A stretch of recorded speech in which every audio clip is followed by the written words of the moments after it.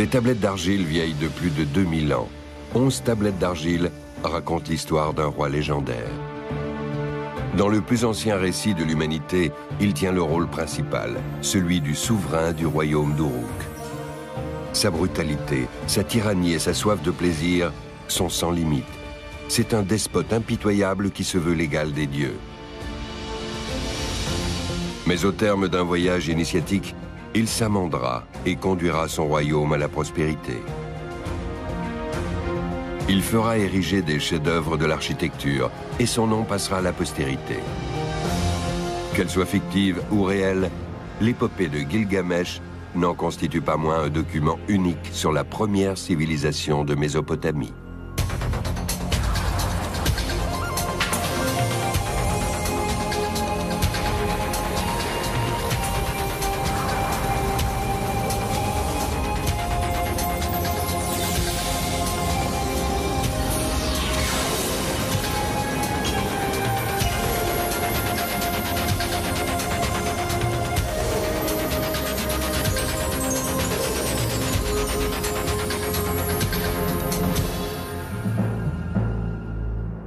Nous sommes en 1872 à Ninive, dans l'actuel Irak. Il règne une grande animation dans le camp de l'archéologue Austin Henry Layard, où depuis des années, le Britannique met au jour l'ancienne résidence royale des Assyriens. Ce jour-là, un ouvrier fait une découverte exceptionnelle. Sous les décombres, il a découvert l'entrée d'une grande pièce. Dans les niches et sur le sol, des milliers de tablettes d'argile, dont beaucoup sont cassées. Ce sont les vestiges d'une somptueuse bibliothèque, dont on apprendra plus tard qu'elle a été construite par le roi Assurbanipal, voici plus de 2600 ans. Ce monarque cultivé a rassemblé ici les œuvres littéraires de son temps. Certaines tablettes sont gravées des deux côtés d'une écriture serrée et divisée en plusieurs colonnes. Layard identifie ces signes comme étant cunéiformes, une écriture qu'il ne sait pas lire. Supposant que les tablettes d'argile contiennent des informations cruciales sur la vie des Assyriens, il en envoie quelques-unes chez un expert à Londres. Elles s'avéreront beaucoup plus anciennes, datant de l'ère sumérienne, bien avant la civilisation assyrienne.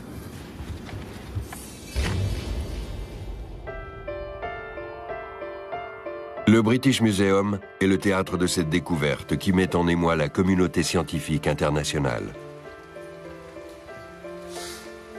L'expert mandaté pour déchiffrer les tablettes est l'autodidacte George Smith. Ancien graveur de billets de banque, il maîtrise comme personne l'écriture cunéiforme.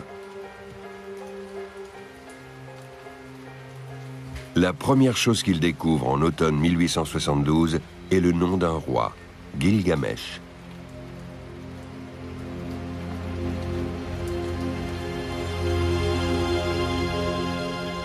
Puis, peu à peu, se dévoile un récit légendaire qui a marqué l'histoire et l'imaginaire du Proche-Orient ancien.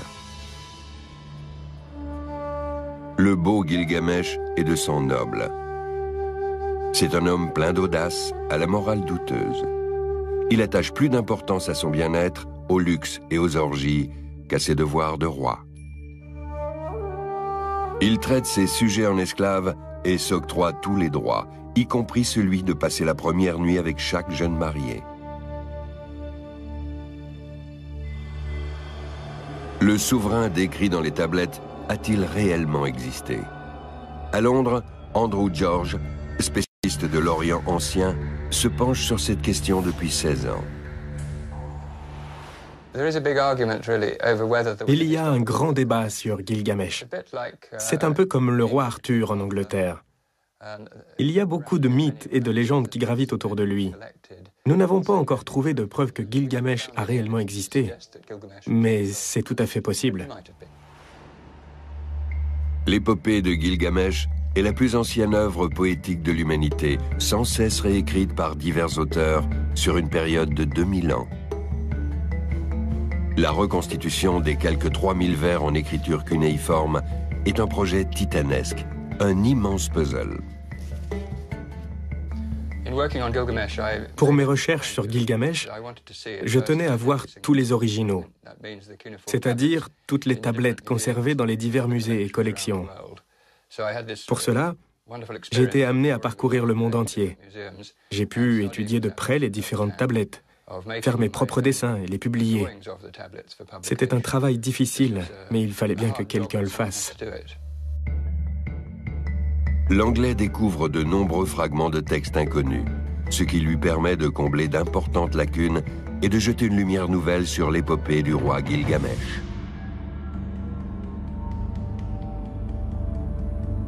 Vers 1200 avant Jésus-Christ, le scribe Sinleque-Unini décrit ce souverain comme étant pour 2 tiers Dieu et pour 1 tiers homme.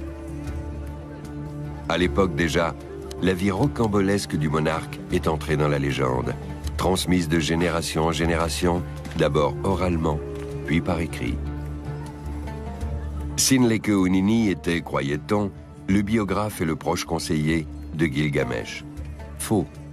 Le scribe faisait en fait référence à des textes plus anciens, datant de 2800 ans avant Jésus-Christ. Dans la tradition babylonienne, Sinleque-Unini était considéré comme l'auteur de l'épopée de Gilgamesh, parce qu'il lui a donné sa forme définitive. Il a ajouté des éléments, en a enlevé d'autres et a remanié certains épisodes. Il a donné à l'épopée sa version définitive et en a fait ce qu'elle est devenue au cours du premier millénaire avant Jésus-Christ. Unini raconte l'histoire d'un homme intrépide qui veut se mesurer avec le monde entier et aspire à l'immortalité. L'auteur n'en fait pas un modèle de vertu. Le protégé des dieux se distingue par son caractère brutal, dont il donne chaque jour la preuve. Au jeu, il se montre impitoyable avec ses adversaires.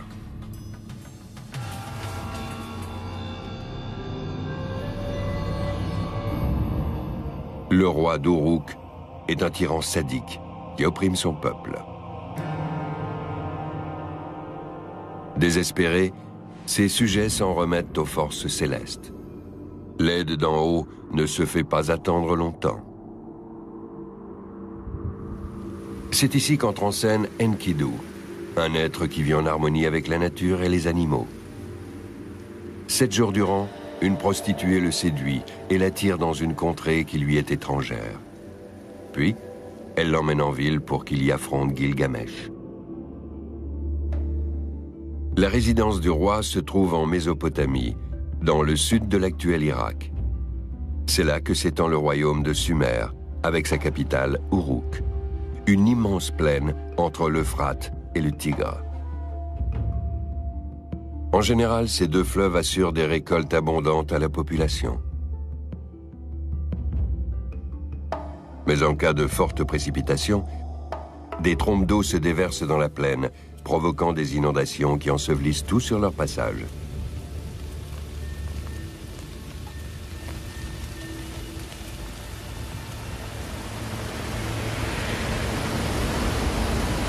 Cependant, les Sumériens ne se résignent pas à leur destin.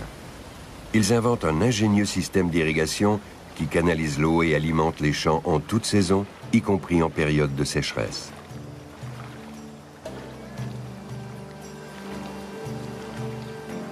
La construction de canaux si nombreux et si divers est une entreprise colossale que les habitants ne peuvent mener à bien qu'ensemble.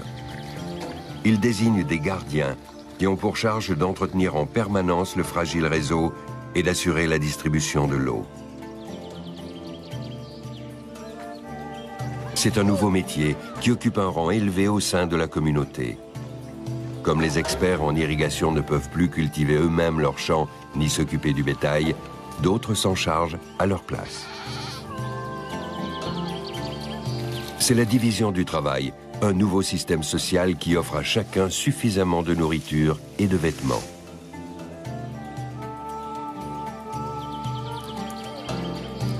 Certes, le peuple se plaint des impôts qu'il doit verser au roi, mais à force de courage et de persévérance, il fait de Sumer un pays riche et fertile.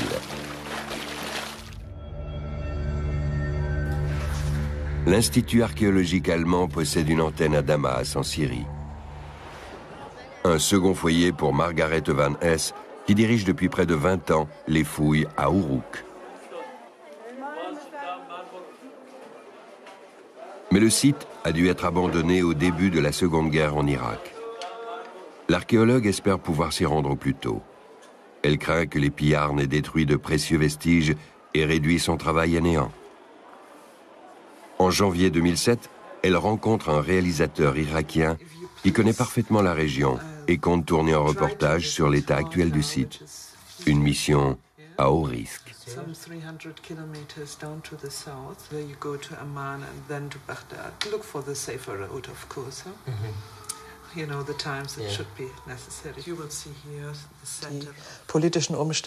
ce moment, le climat politique se durcit et on doit malheureusement s'attendre à ce qu'une guerre civile éclate et qu'elle dure un certain temps. 800 km séparent Damas de Bagdad. Pour gagner le sud de l'Irak, il faut parcourir encore 300 km sur un terrain parfois impraticable. C'est un voyage périlleux, non seulement à cause de la situation politique, mais aussi des bandes armées et des tensions entre les tribus. La région d'Uruk n'est plus qu'un immense désert. La situation était tout autre il y a 5 millénaires, du temps de Gilgamesh.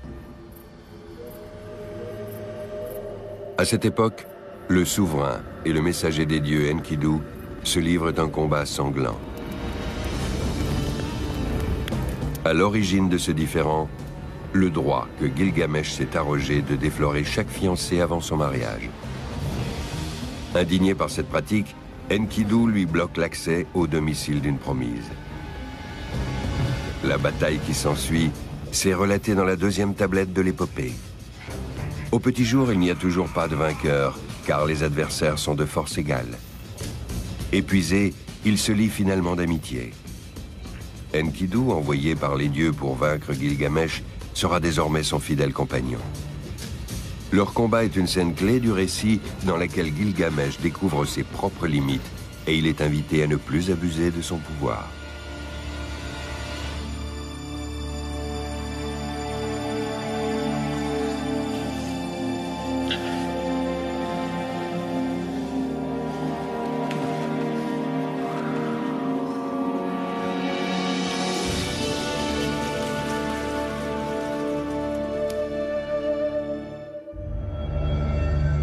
Institut d'études sur l'Orient ancien de l'Université de Heidelberg en Allemagne.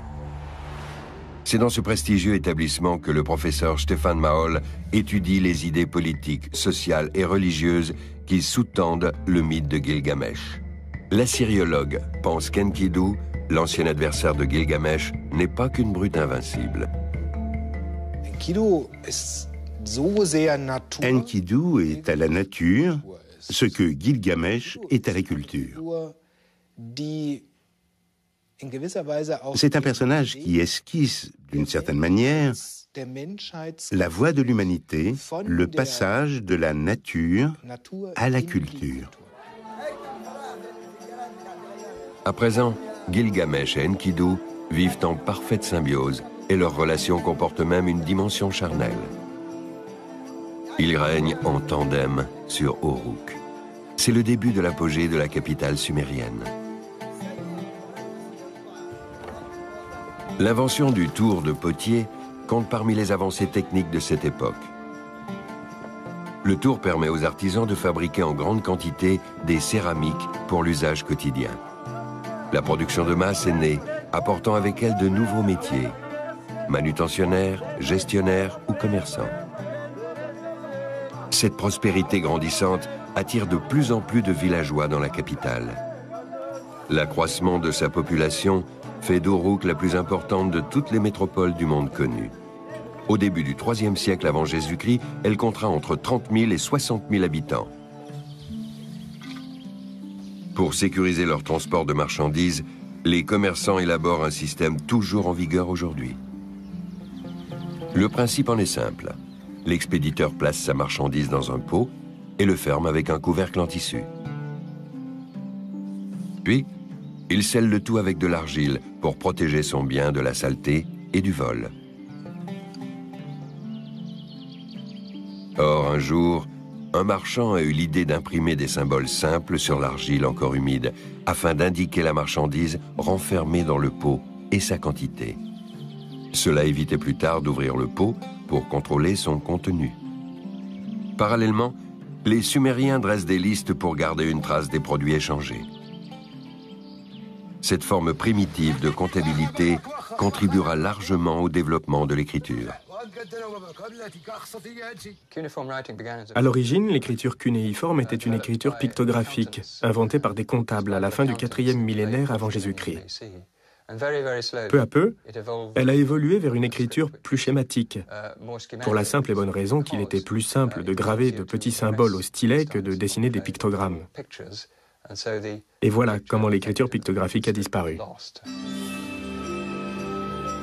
Le triangle pubien désigne la femme. 3 triangles désignent les montagnes. La combinaison des 2 signes représente les femmes des montagnes, c'est-à-dire des esclaves. Plus tard, les signes seront disposés en diagonale pour pouvoir écrire plus vite et plus facilement. Au fil des siècles viendront s'ajouter des signes représentant des sons et des syllabes. Finalement, les Sumériens parviendront à transcrire leur langue parlée. En attendant, ce sont les conteurs qui transmettent tout ce qui est digne d'intérêt. Ils captivent leur public en racontant faits, mythes et légendes.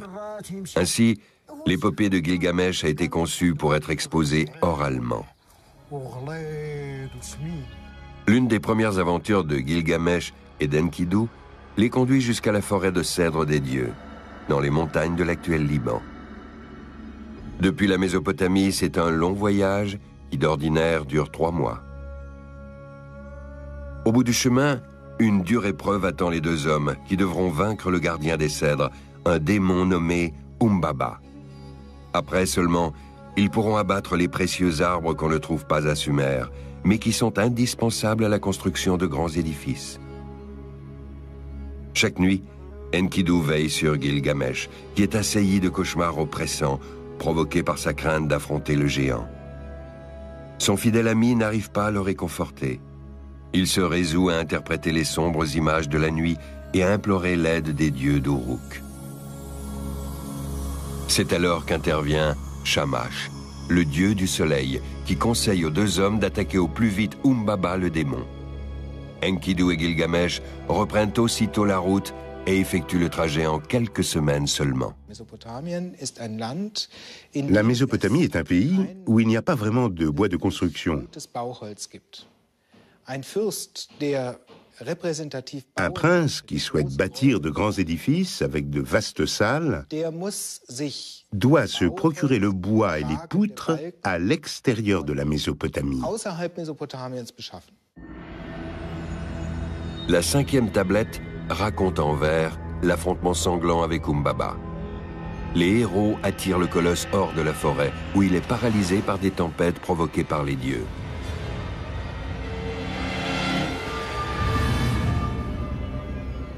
Au terme d'un combat impitoyable, le monstre succombe sous les coups de Gilgamesh. Son cadavre est déchiqueté par Enkidu, qu'on dirait possédé par une bête sauvage. Puis les 2 hommes abattent les cèdres et les ramènent chez eux. Dans l'Antiquité, ces forêts de cèdres s'étendent jusqu'à l'actuelle Syrie. L'exportation du précieux bois apporte la prospérité aux souverains de toute la région. C'est le cas de la cité commerciale d'Ebla, qui profite grandement de l'expansion de la construction au Proche-Orient antique.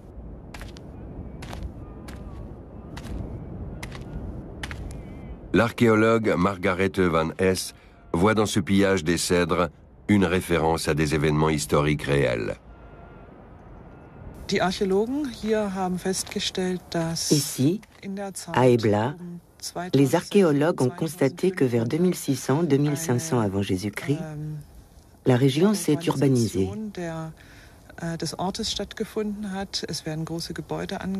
On construit de grands bâtiments, les gens s'enrichissent. Et pendant cette phase, les contacts avec la Mésopotamie s'intensifient, comme le montrent les objets retrouvés ici, dans le palais royal. Pauvre en matière, le royaume de Sumer doit aussi faire venir des minerais de lointaines contrées. argent, cuivre, lapis-lazuli et or. Ce sont ces nombreuses importations qui assureront la splendeur et le faste de sa capitale.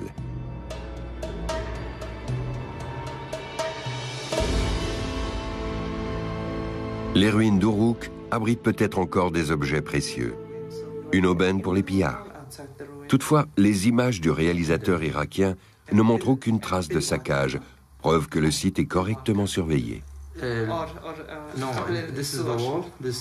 En revanche, l'archéologue découvre les signes d'une érosion croissante.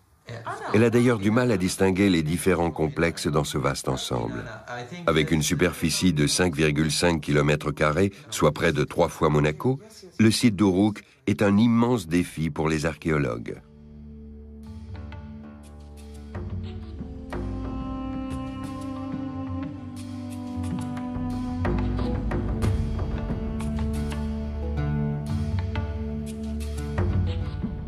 En 4 millénaires, les couches archéologiques se sont sans cesse élevées. Les experts peuvent les dater, mais sans objet témoin, il leur est impossible de les associer de manière certaine à un souverain. C'est un chercheur anglais qui a découvert les ruines au milieu du 19e siècle. Mais ces fouilles se sont révélées infructueuses.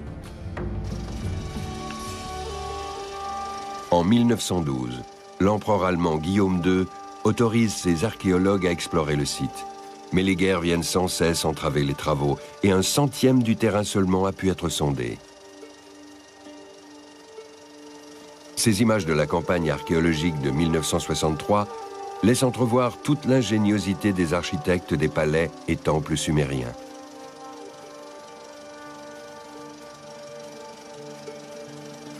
Les murs dégagés à grand-peine lors de ces fouilles sont aujourd'hui de nouveau ensevelis. Vouloir retrouver des traces de Gilgamesh équivaut à chercher une aiguille dans une botte de foin.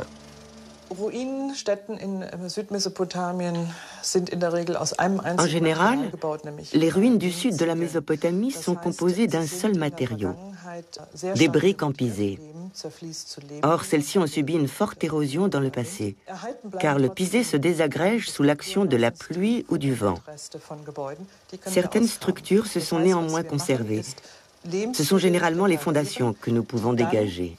Mais une fois qu'elles sont mises au jour, elles deviennent extrêmement vulnérables.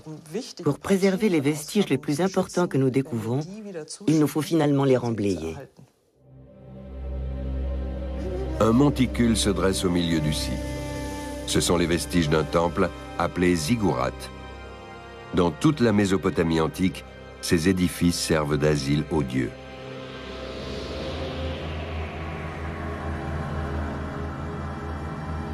Le panthéon des Sumériens est un ensemble de divinités masculines et féminines.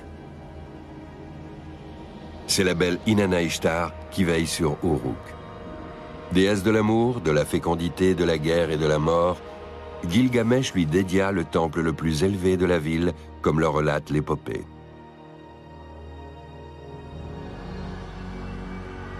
Approche de Léana, demeure de la déesse Ishtar, nul roi ne fera plus pareille construction. En l'honneur de la puissante divinité, les habitants célèbrent chaque année un rituel de fertilité, le mariage sacré. Au cours de ce culte, le roi doit s'unir sexuellement avec une prêtresse vierge qui l'attend dans le temple.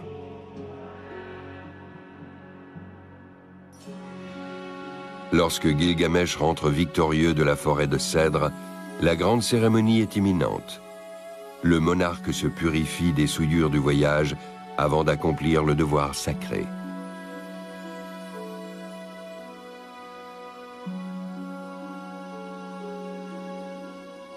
Il est assisté dans sa préparation par des serviteurs soigneusement sélectionnés et par la jeune prêtresse. Soudain apparaît Inanna Ishtar, auréolée des flammes de la passion. La déesse veut séduire elle-même le héros et le prendre pour époux.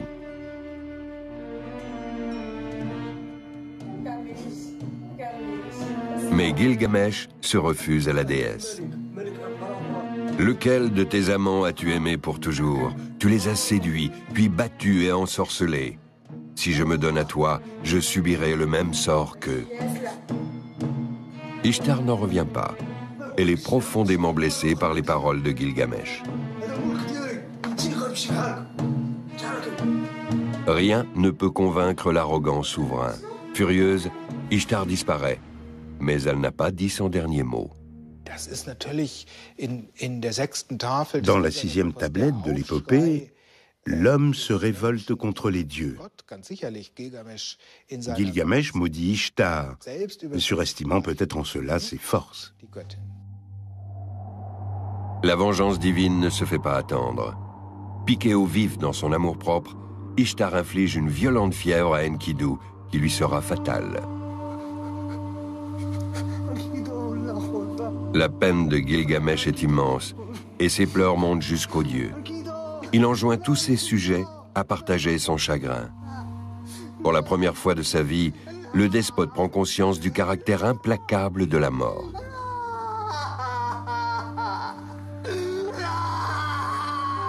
Pendant plusieurs jours, le roi désespéré veille auprès du défunt. Lorsque des vers surgissent du cadavre, il se résout à organiser des funérailles dignes de son fidèle ami. Gilgamesh sait qu'une malédiction pèse sur lui. Une peur inconnue de lui jusque-là germe dans son cœur. Sa soif irrépressible de combat, de jeu et de plaisir s'est dissipée. Le roi en crise décide de devenir immortel. Il se débarrasse des insignes du pouvoir, abandonne tout et part à la recherche du seul homme qui peut l'aider dans sa quête. Il emprunte un chemin long et difficile. Selon la légende, l'aventurier aurait marché jusqu'au bout du monde. Il réussit avec brio la première épreuve, tuer des lions sauvages qui voulaient le dévorer. Il arrive enfin au mont Jumeau, à l'extrémité est de la Terre, là où le ciel repose. Au centre, il aperçoit un trou sombre, la porte de la voie solaire. Le héros s'approche de l'entrée, gardé par 2 terribles hommes scorpions. Aucun mortel n'a jamais emprunté la trajectoire de l'astre suprême.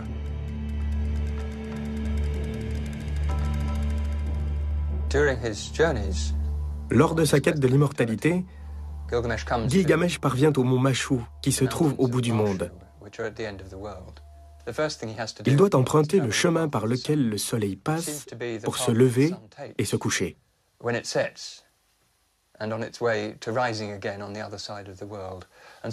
Gilgamesh engage une course contre le soleil. Il doit traverser le tunnel avant que l'astre ne le rattrape et ne le réduise en cendres. C'est la première étape de son voyage au-delà du monde habité par les hommes. C'est la découverte d'un autre monde.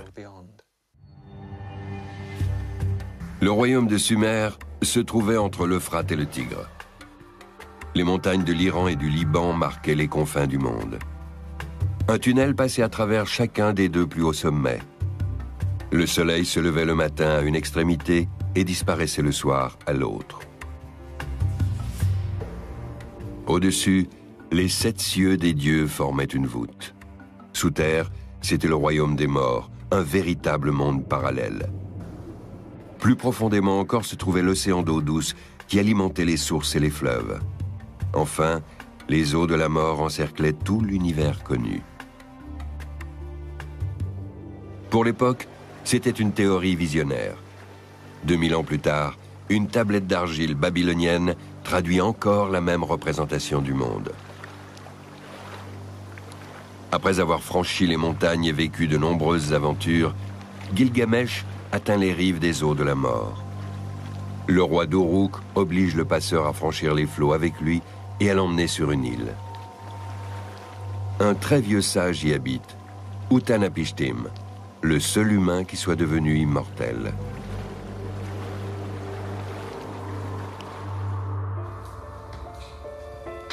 L'histoire qu'il raconte au roi évoque une violente inondation qui bouleversa le monde des hommes. Lorsque George Smith, l'Anglais qui le premier déchiffra l'épopée de Gilgamesh, tombe sur ce passage de la 11e tablette, sa surprise est de taille. Il y découvre qu'un très vieil homme, le sage Utanapishtim, qui habite l'île, et sa femme sont les seuls survivants d'une inondation déclenchée par les dieux en guise de châtiment. La ressemblance avec l'histoire de Noé et du déluge biblique est évidente. Selon des témoins, lorsqu'il a compris la portée de ce qu'il lisait, il s'est levé et a couru dans toute la pièce en retirant ses vêtements. Nous sommes portés à croire qu'il n'était pas complètement nu. Mais il était sûrement moins vêtu qu'il ne convenait à un employé de musée sous l'époque victorienne.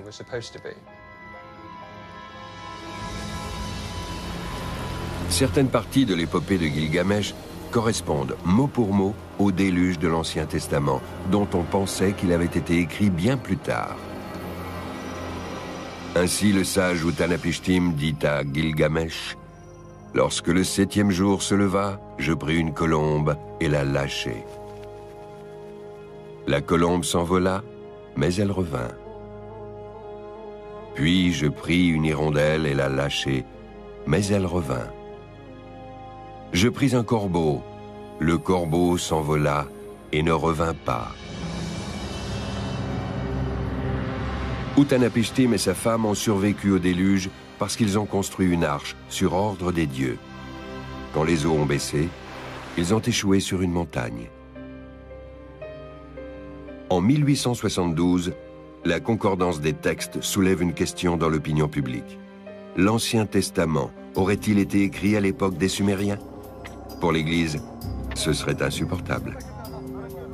En 1927, l'archéologue britannique Leonard Woolley entreprend des fouilles dans la ville sumérienne d'Ur, à 80 km environ de l'ancienne capitale Uruk. Il découvre notamment un cimetière royal exceptionnel.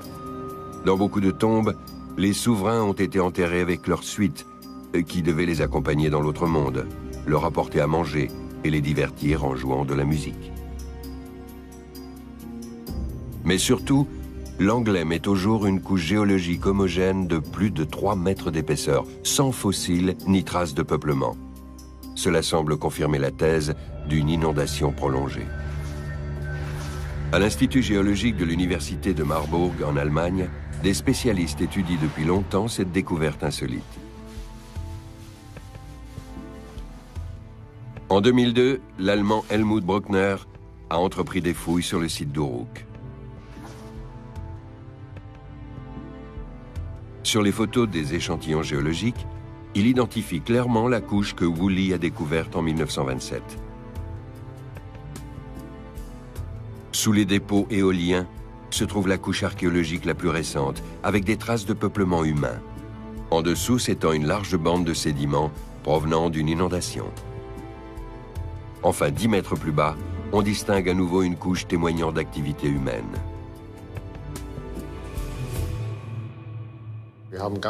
Nous sommes descendus jusqu'à 17 mètres de profondeur, où nous avons trouvé ce sable très homogène, appelé sable des dunes. Au-dessus, nous avons repéré des couches correspondant à une inondation. Autrement dit, nous savons que l'Euphrate et le Tigre sont probablement sortis de leur lit et que ces alluvions, ces sédiments fluviaux, se sont accumulés ici. Pour le géologue, c'est une preuve scientifique qu'au moins une grande inondation a eu lieu à Sumer. Cette grande inondation pourrait s'expliquer par le fait que le pays est très plat. Envisageons un scénario catastrophe.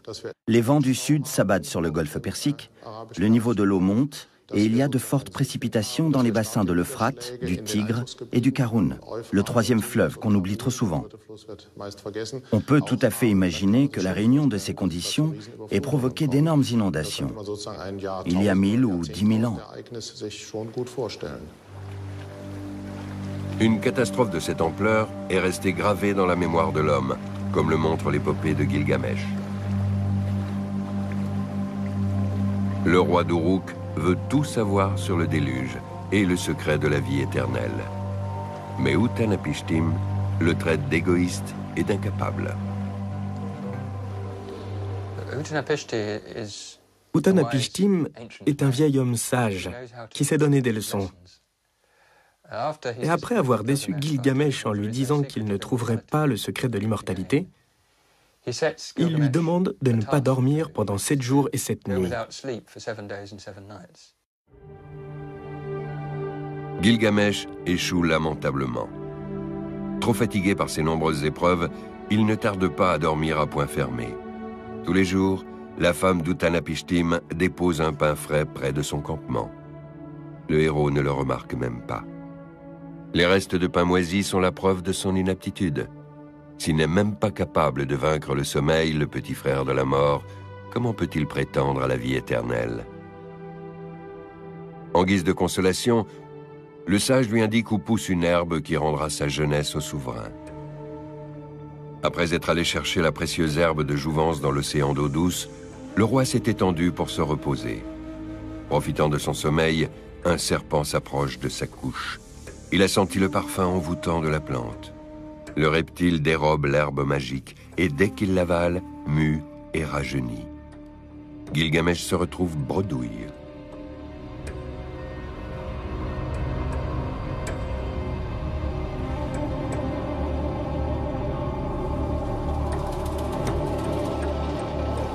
Au comble du désespoir, le roi entame une métamorphose intérieure. On se lance dans de grandes aventures, on échafaude des projets dans l'espoir d'en tirer profit. Et au final, on se rend compte qu'il n'y a rien à gagner. Mais on trouve autre chose. Gilgamesh n'a pas trouvé l'immortalité, mais la sagesse. Il a appris à mieux se connaître et à mieux connaître sa part d'humanité. Voilà ce qu'il a rapporté à Uruk. Sur la route qui le ramène à Uruk, Gilgamesh est plongé dans ses pensées.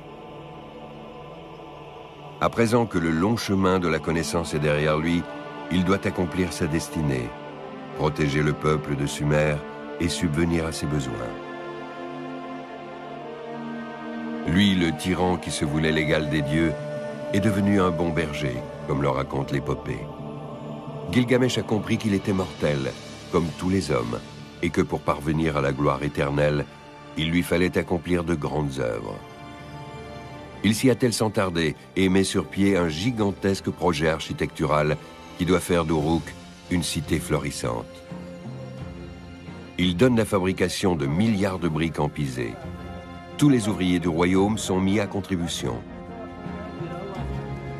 Les bâtiments sont construits avec ce matériau qui a fait la réputation de la Mésopotamie. L'œuvre phare du souverain est le mur de protection qui entoure Uruk. Avec ses 11 km de long pour 9 de haut, c'est le plus grand rempart de l'Antiquité.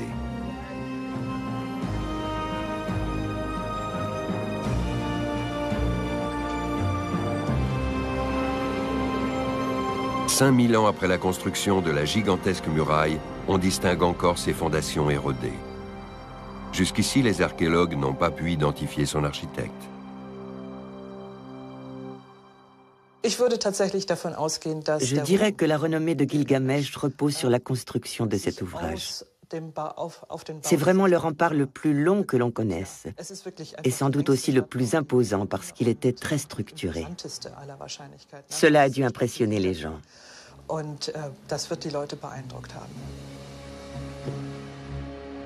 Uruk était une ville imposante et hors du commun. L'épopée vante sa démesure, chiffre à l'appui. 3600 arpents de cité, 3600 arpents de verger et 1800 arpents le temple d'Ishtar. En 1936, la Société orientale allemande engage des archéologues pour mettre au jour le bastion. Ce qui surgit du sable dépasse toutes les attentes. Une saillie se dresse tous les 9 mètres, une tour de guet tous les 100 mètres. Plusieurs pans du rempart ont été construits en briques cuites pour les protéger du vent et des intempéries.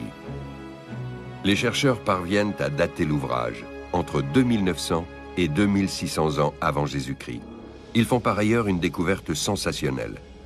Le nom de Gilgamesh figure sur une stèle avec la liste des rois sumériens. D'après celle-ci, il aurait régné vers 2600 ans avant Jésus-Christ. Il n'est pas exclu que Gilgamesh, l'un des premiers rois d'Uruk, à l'origine de nombreuses légendes, ait bel et bien existé. Nous pensons que c'est possible. Avant la construction du mur d'enceinte, Uruk avait unifié 2 villes distinctes. C'est aussi pendant le règne de Gilgamesh qu'eut lieu la restauration des temples détruits par le déluge. C'est du moins ce que dit l'épopée. Au début du troisième millénaire, Uruk devait compter entre 30 000 et 40 000 habitants. Cette estimation est obtenue à partir du nombre de champs entourant la ville, qui indique combien de personnes pouvaient en tirer leur subsistance. Uruk ne tarde pas à devenir une mégapole effervescente. Sa puissance économique lui permet d'étendre son influence bien au-delà des frontières et de jouir d'une renommée mondiale. Dans ce paysage, aujourd'hui dominé par un sol aride et des morceaux de débris, s'étendait autrefois un jardin luxuriant et fleuri, des champs et des palmeraies. Des documents anciens indiquent qu'un bras de l'Euphrate et de nombreux canaux traversaient Uruk, ce qui en faisait une véritable oasis. Le géophysicien allemand Jörg Fassbinder a réalisé un magnétogramme de l'ensemble du site pour obtenir une représentation de son sous-sol. À cette fin, il a délimité des carrés de 40 mètres sur 40 chacun.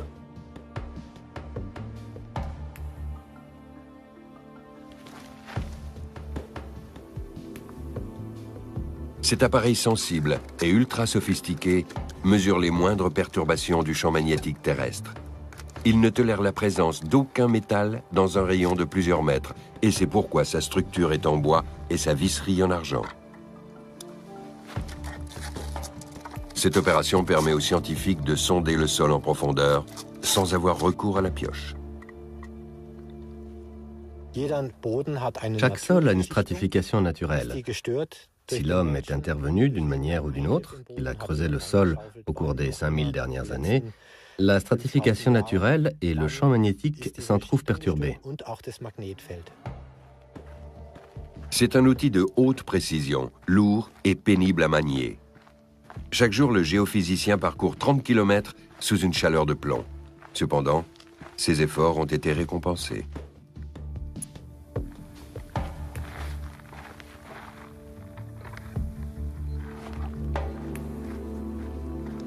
Les segments mesurés confirment les indications des documents anciens. Comme le montre le magnétogramme, un réseau de cours d'eau quadrillait effectivement Uruk. La métropole commerciale était parcourue de larges voies navigables et de petits canaux destinés à irriguer des jardins.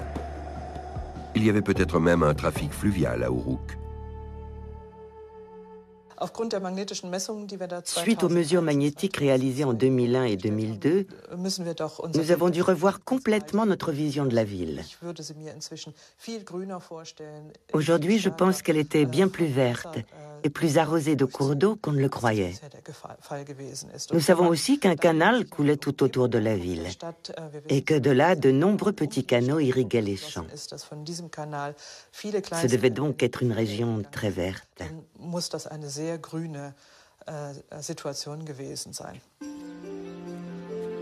D'autres sondages géologiques ont confirmé cette analyse et ont permis en outre d'expliquer la présence de ces étranges monticules. Il s'agit de sédiments qui se sont déposés au fond des canaux au fil des siècles. Leur dureté leur a permis de mieux résister à l'érosion, contrairement au sol arable.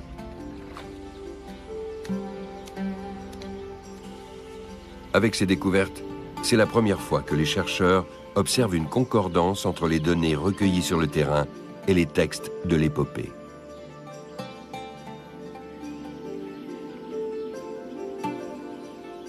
Savoir ainsi tirer profit de l'eau témoigne d'une grande ingéniosité et d'une prouesse révolutionnaire pour son époque. Wir haben inzwischen trocken Wüstenboden, quasi eine. Aujourd'hui, nous avons devant nous un sol sec et désertique, une étendue de terre poussiéreuse où il n'y a ni eau, ni végétation possible. Alors qu'il y a 4 ou 5 000 ans, la ville était sillonnée de canaux. On pourrait presque la qualifier de Venise du désert.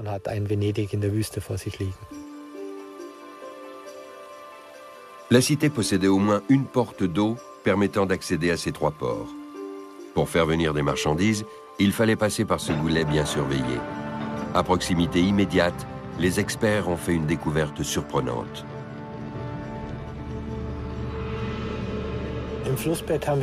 Dans le lit du fleuve, on a découvert une structure architecturale en forme de bloc qu'on ne s'attendait pas à trouver là. L'appareil de mesure a relevé cette structure à l'extérieur de la ville. Un rectangle noir au milieu du cours d'eau.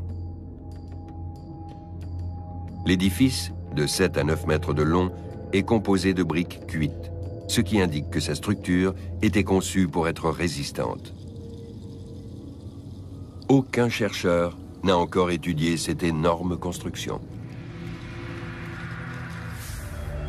Puis la traduction d'un texte inconnu sur Gilgamesh est parue à Genève. Dans les années 70, on a découvert des fragments de tablettes cunéiformes dans une ancienne école au sud de Bagdad. Une trentaine d'années plus tard, le sumérologue Antoine Cavigno s'attaque à leur traduction. L'histoire sur laquelle il a planché est près de 1000 ans plus ancienne que celle de Sinleke Unini. Le chercheur suisse la situe vers 2000 avant Jésus-Christ. Les vers décrivent l'enterrement du souverain légendaire d'Uruk.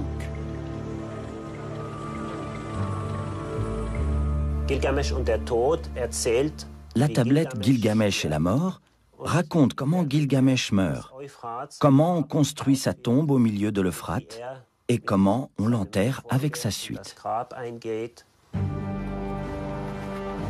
Ils cernèrent l'Euphrate et en vidèrent l'eau. Les graviers se figèrent à la vue du dieu soleil. Dans le lit de l'Euphrate, la terre sèche se brisa. Il fit construire la tombe en pierre, les murs en pierre, les verrous et le seuil de la porte en diorite très dur, et fit recouvrir les poutres d'or pur.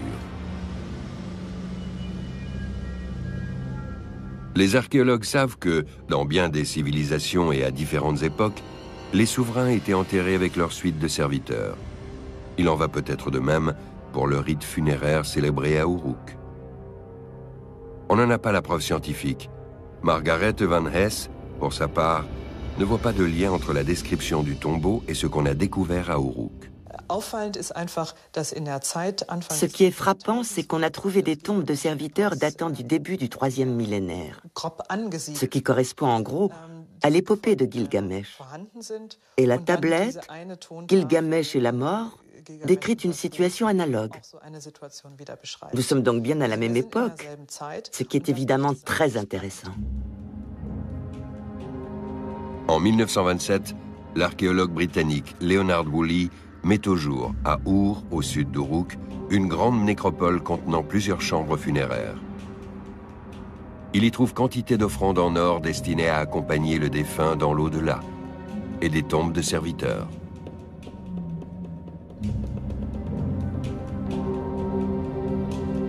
Il est clair qu'un monarque a emmené toute sa suite avec lui dans son dernier voyage. 70 squelettes, soigneusement alignés les uns à côté des autres. Leur position montre qu'ils n'ont pas subi de violence et qu'ils ont probablement mis fin à leur jour en s'empoisonnant.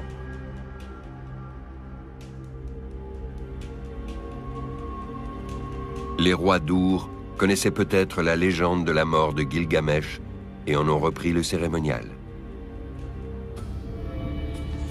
Se pourrait-il que le bâtiment en pisé, situé dans l'ancien cours de l'Euphrate, à Uruk, ait été destiné à Gilgamesh? Il y a cependant un problème géologique.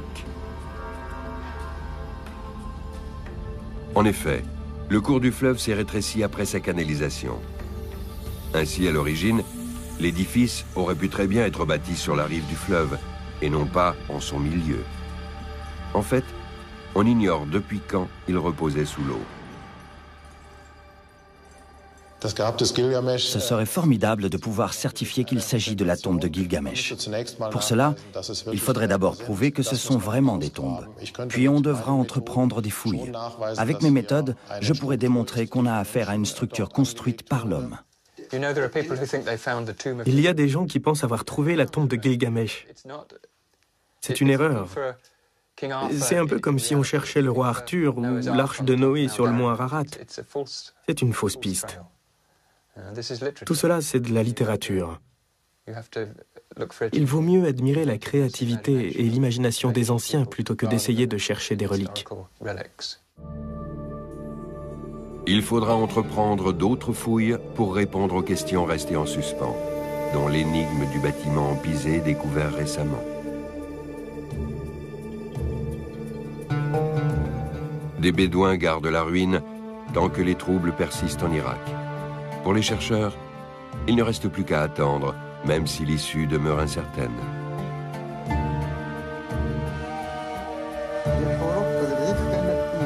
Durant des millénaires, l'épopée de Gilgamesh a servi de modèle pour l'enseignement de l'écriture cunéiforme dans les écoles. Des copies ont circulé en Syrie, en Palestine et dans l'actuelle Turquie. La légende du souverain repenti s'est transmise de génération en génération. Ce n'est qu'avec l'apparition d'alphabets plus simples que l'épopée de Gilgamesh tombera dans l'oubli. Mais les thèmes qui y sont abordés seront repris plus tard par d'autres œuvres fondatrices comme la Bible, l'Iliade d'Homère ou les contes des 1001 nuits. En tant que roi, Gilgamesh n'est toujours qu'un fantôme. Mais en tant que héros aspirant à la vie éternelle, il est entré à jamais dans la légende. La semaine prochaine, rendez-vous 2000 ans avant notre ère. En ce temps-là, ceux que l'on appelle les peuples de la mer ravagent l'Asie mineure et le Proche-Orient. Qui sont-ils? D'où viennent-ils?